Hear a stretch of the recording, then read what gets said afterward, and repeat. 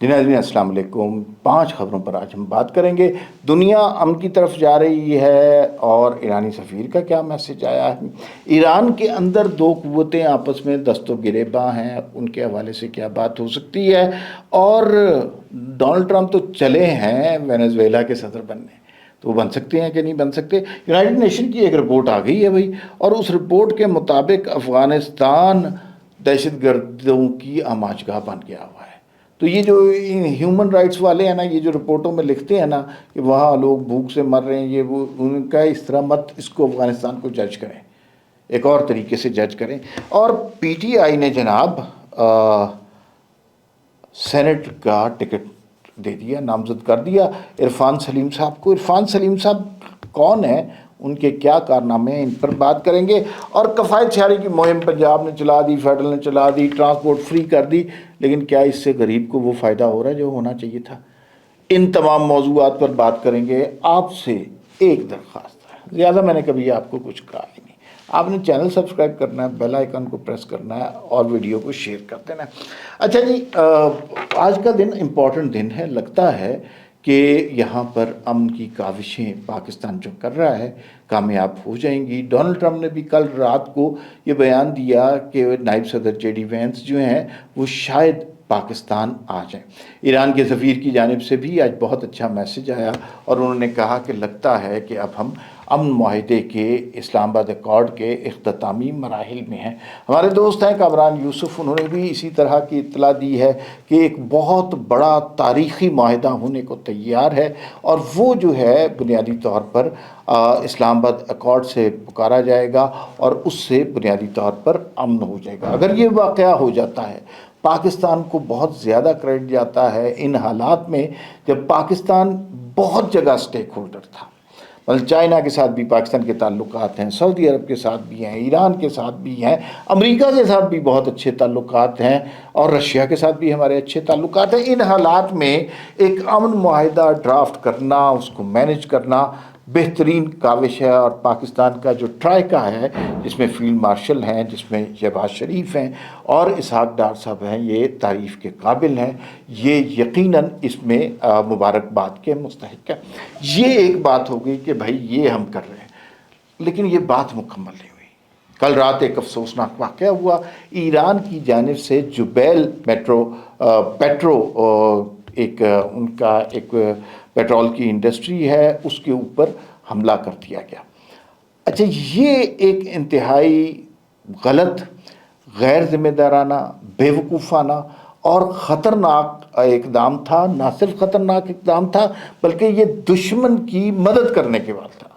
इस वक्त हम क्या बात कर रहे हैं कि दुनिया अमन की तरफ जा रही है, पाकिस्तान अमन मुआहिदा ड्राफ्ट कर रहा है, हम डोनाल्ड ट्रंप को मर मर के एग्री कराया जा रहा है कि भाई किस तरह वो अमन हो, ईरानियों पर जो जुल्म हो रहा है वो किस तरह रुके। इन हालात में ईरान की जानिब से सऊदी अरब पर हमला कोई तुक नहीं बनती थी। इसका नुकसान क्या हुआ? पहली बात तो ये है कि अमन का जो मुआहिदा है उसको सबोताज करने की कोशिश की गई है। दूसरी बात ये है कि दुनिया इकट्ठी, मुस्लिम उम्मा इकट्ठी नहीं हो सकेगी। आपको इस वक्त करने की क्या ज़रूरत है?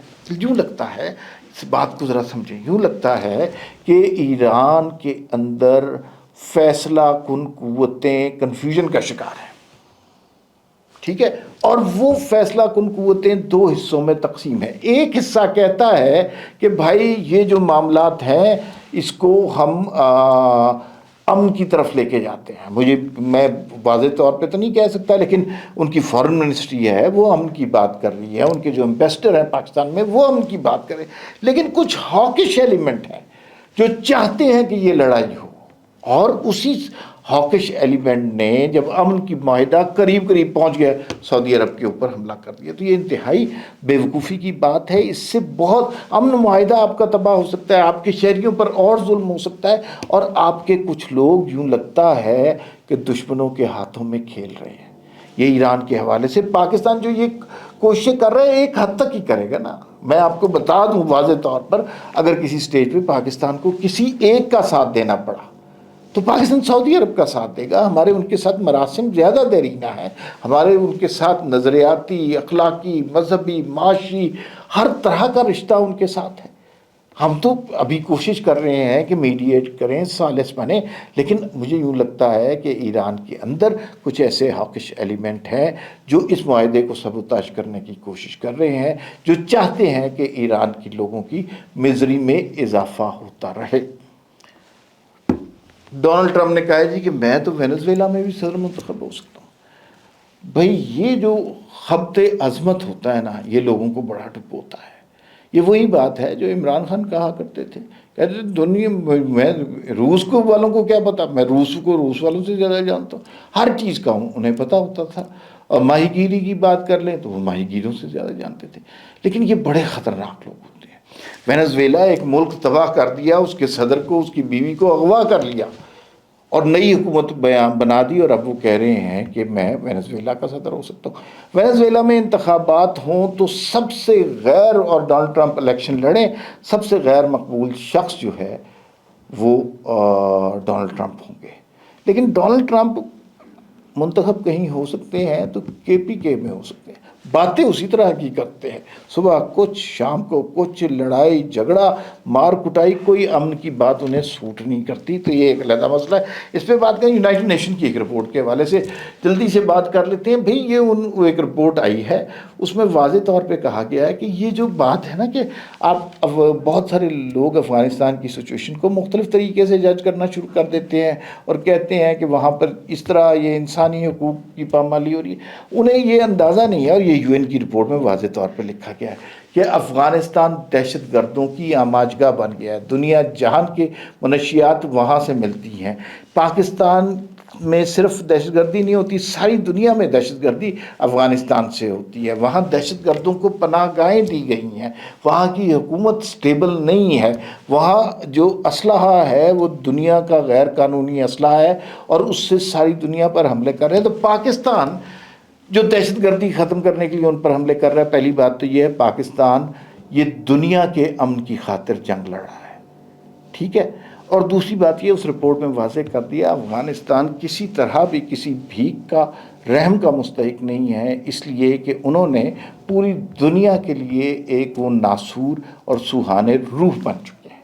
یہ بات اس میں واضح طور پر لکھی گئی ہے، اور اس رپورٹ سے 100% متفق ہوا جا سکتا ہے۔ اب ذرا بات کر لیتے ہیں عرفان سلیم صاحب کی۔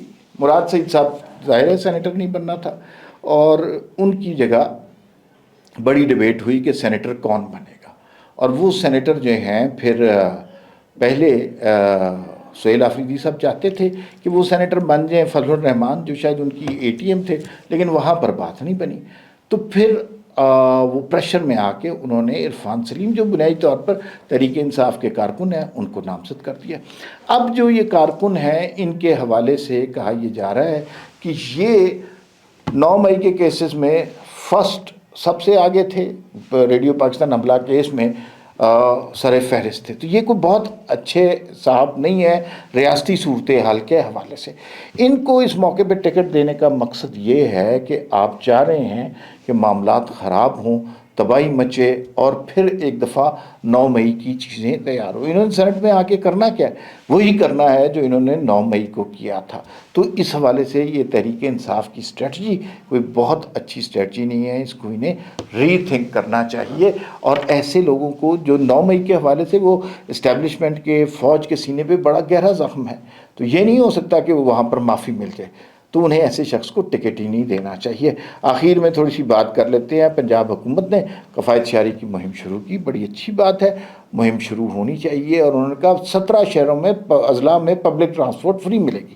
بالکل صحیح ہے۔ میں جب آتا ہوں گھر سے تو میں دیکھتا ہوں کہ وہ جو میٹرو کے سٹاپ تھے وہاں پر اب لوگوں کی تعداد بہت زیادہ ہوگی، لیکن مسئلہ یہ ہے کہ صرف فری ٹرانسپورٹ کرنے کا فائدہ نہیں۔ وہ میٹرو کا تو کمال یہ تھا کہ ہر 5 منٹ بعد بس آتی تھی، اب وہاں پہ 2 گھنٹے بچے، بچیاں، خواتین، مرد انتظار کر رہے ہیں، کیونکہ فری جا رہی ہے نا، لیکن بسیں کم ہیں۔ تو لوگ ایک اندازے کے مطابق 1500 नई बसों की ज़रूरत है, वो बसें ऐड करेंगे तो फिर लोगों को सही रिलीफ मिलेगा।